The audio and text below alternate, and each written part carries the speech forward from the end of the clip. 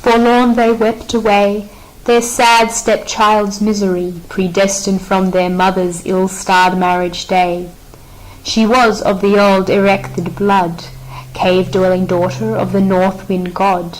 On rocky steeps, as mountain ponies play, the wild winds nursed her maidenhood. On her, my child, the grey fates laid hard hands, as upon thee. Enter Tiresias, the blind prophet, led by a boy. Gentlemen of Thebes, we greet you, my companion and I, who share one pair of eyes on our journey together. For the blind man goes where his leader tells him to. You are welcome, Father Tiresias. What's your news? Aye, news you shall have, and advice, if you can heed it. There never was a time when I failed to heed it, Father. And thereby have so far steered a steady course. And gladly acknowledge the debt we owe to you. Then mark me now, for you stand on a razor's edge. Indeed. Grave words from your lips, good priest. Say on. I will, and show you all that my skill reveals. At my seat of divination, where I sit these many years to read the signs of heaven, an unfamiliar sound came to my ears of birds in vicious combat, savage cries in strange outlandish language, and the whir of flapping wings, from which I well could picture the gruesome warfare of their deadly talons. Full of foreboding, then I made the test of sacrifice upon the altar fire. There was no answering flame, only rank juice oozed from the flesh and dripped among the ashes, smouldering and spluttering. The gall vanished in a puff, and the fat ran down and left haunches bare. Thus, though my eyes of my young acolyte, who sees for me that I may see for others, I read the signs of failures in my quest. And why? The blight upon us is your doing. The blood that stains our altars and our shrines, the blood that the dogs and vultures have licked up, it is none other than the blood of Oedipus spilled from the veins of his ill-fated son. Our fires, our sacrifices, and our prayers the gods dominate. How should the birds give any other than ill-omened voices, gorged with the dregs of blood that man has shed?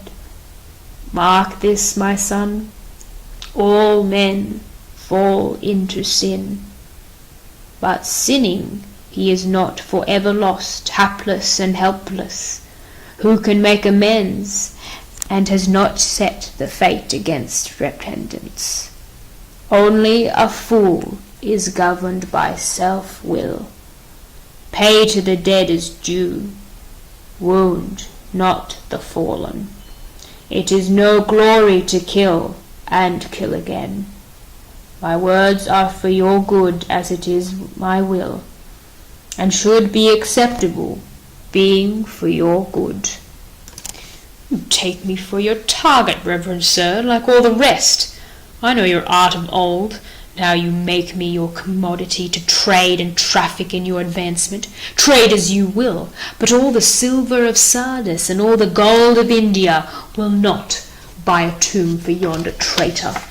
No, let the eagles carry his carcass to the throne of Zeus. Even that would not be sacrilege enough to frighten me from the determination not to allow this burial. No man's act has power enough to pollute the goodness of God. But great and terrible is the fall, Tiresias, of mortal men who seek their own advantage by uttering evil in the guise of good. Is there any wisdom in the world? Why, what is the meaning of that wide-flung taunt? What prize outweighs the priceless worth of prudence? Ay, what indeed? What mischief matches the lack of it? There you speak of your own symptoms, sir. I am loth to pick a quarrel with you, priest. You do so, calling my divination false. I say all prophets seek their own advantage.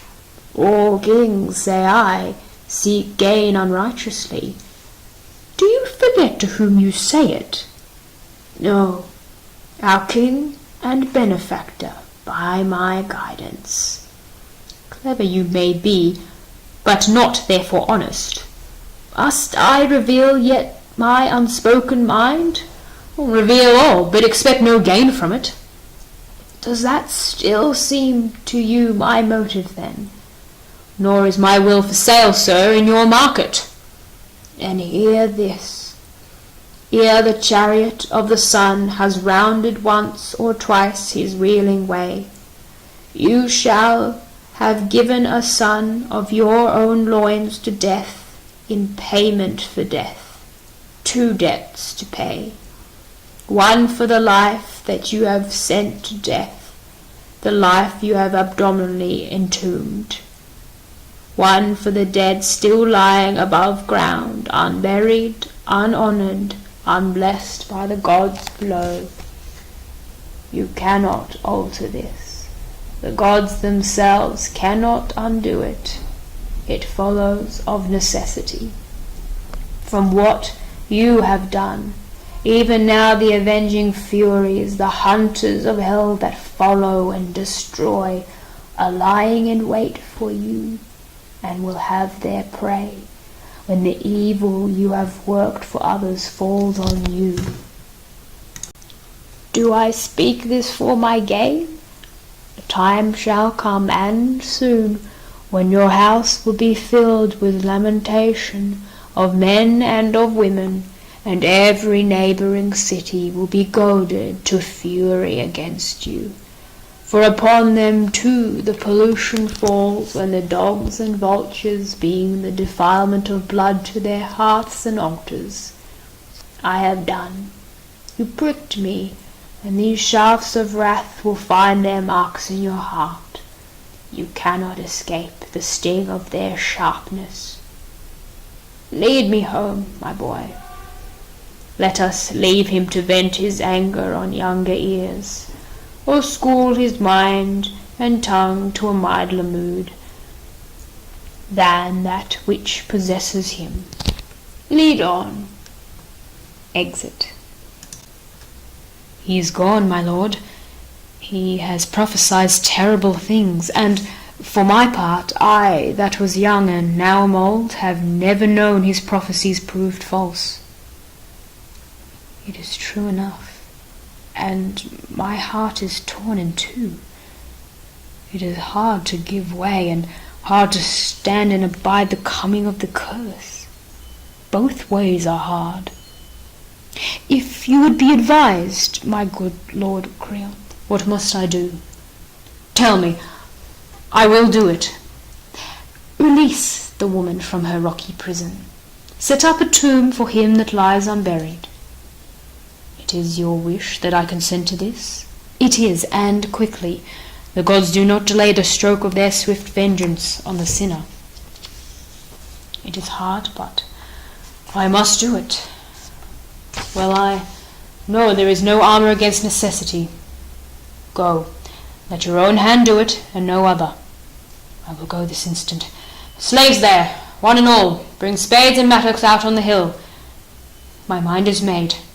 'Twas I imprisoned her, and I will set her free. Now I believe it is by the laws of heaven that man must live. Exit. O thou those names many, son of the Thunderer, dear child of his Cadmean bride, whose hand is mighty in Italia, in the hospitable valley of Eleusis, and in Thebes, the mother city of thy worshippers, where sweet Emesnes gently watereth the soil, hence sprang the harvest of the dragon's teeth, where torches of the crested mountains gleam, and by Castilia's stream the nymph train in thy dance rejoices, and from the ivy-tangled glens of Nysa and from wine-clad plains thou comest to Thebes, where the immortal voices sing thy glad strains. Thebes, where thou lovest most to be, with her thy mother, the fire-stricken one, sickens for need of thee.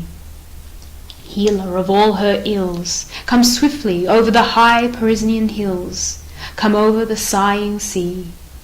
The stars whose breath is fire delight to dance for thee. The echoing night shall with thy praises ring.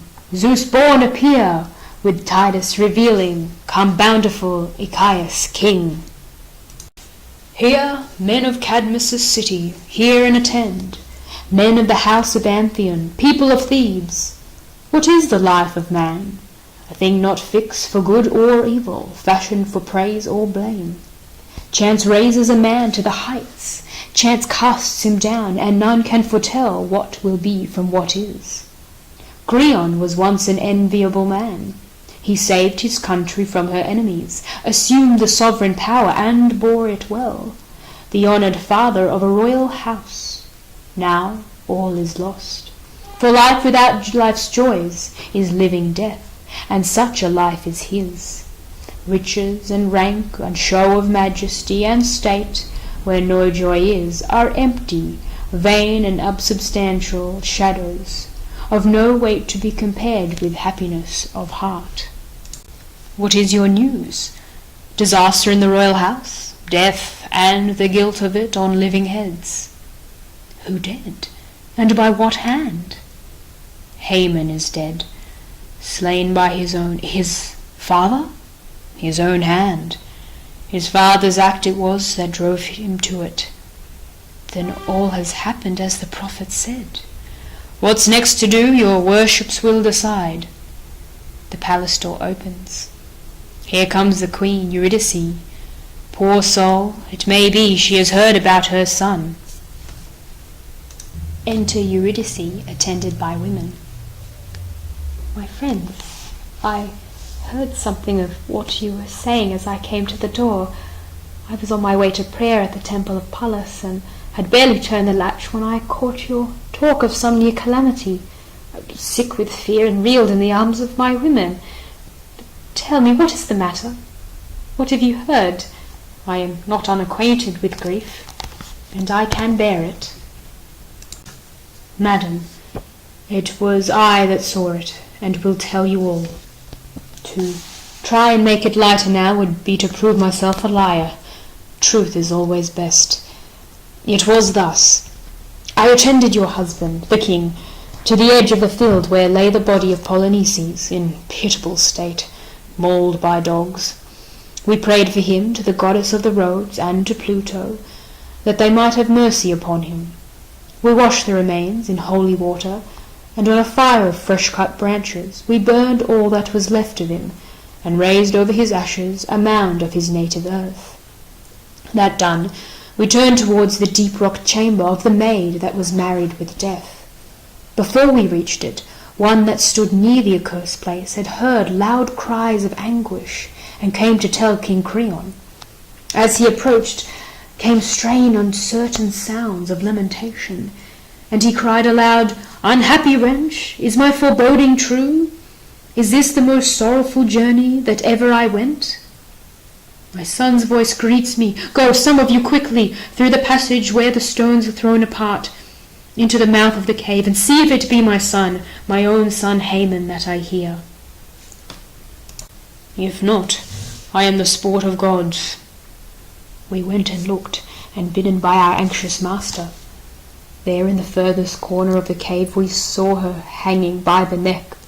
The rope was of the woven linen of her dress, and, with his arms about her, there stood he, lamenting his lost bride, his luckless love, his father's cruelty.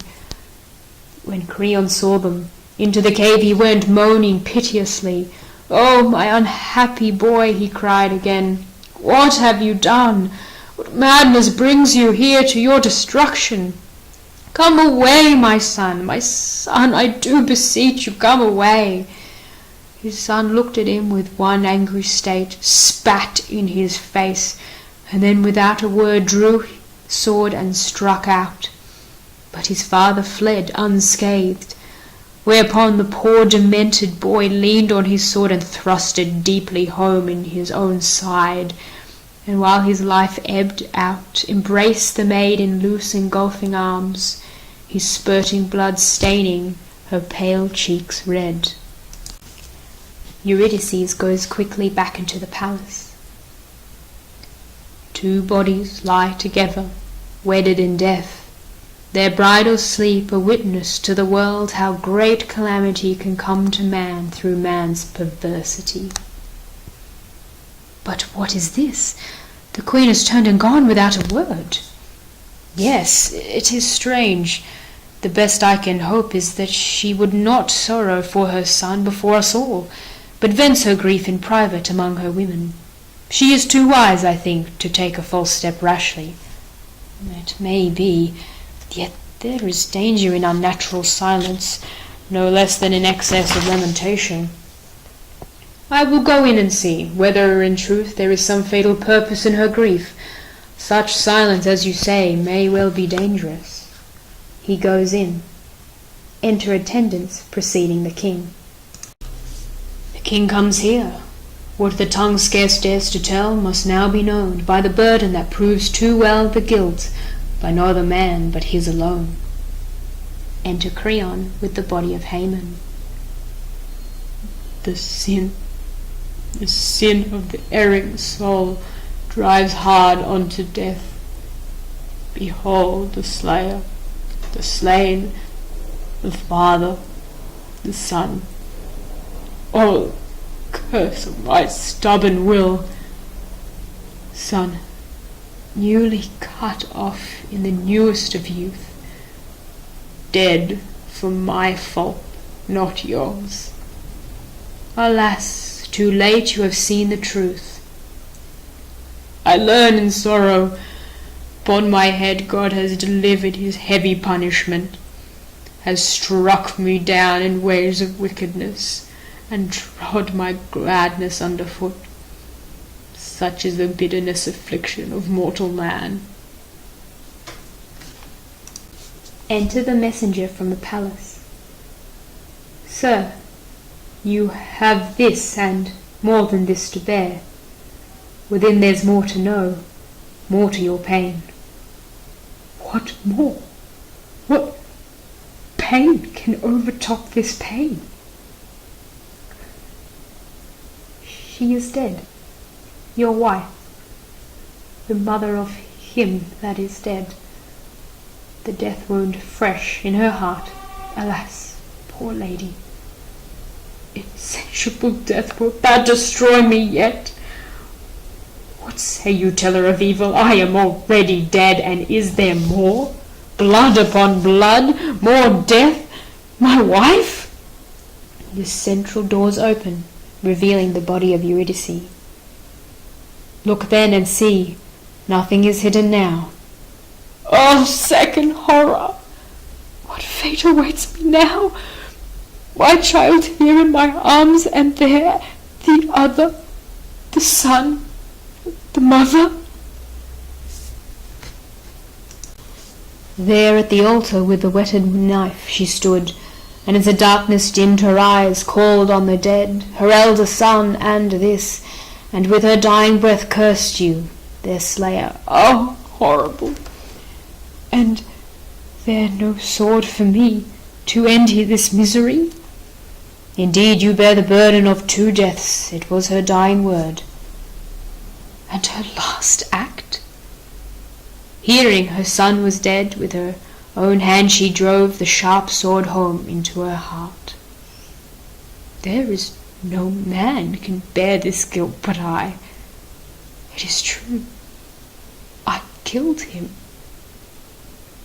Lead me away. Away. I live no longer. 'Twere best, if anything is best in evil times, what soonest done is best when all is ill. Come, my last hour and fairest, my only happiness, come soon. Let me not see another day. Away, away. The future is not to be known. Our present care is with the present. The rest is in the other hands.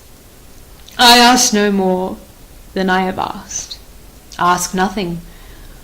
What is to be, no mortal can escape. I have nothing. I have no life. Lead me away, that have killed unwittingly my son, my wife. I know not I should turn, where look for help.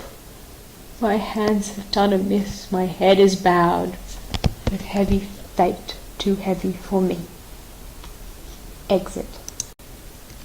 Of happiness the crown and chiefest part is wisdom, and to hold the gods in awe. This is the law that, seeing the stricken heart of pride brought down, we learn when we are old. Exit.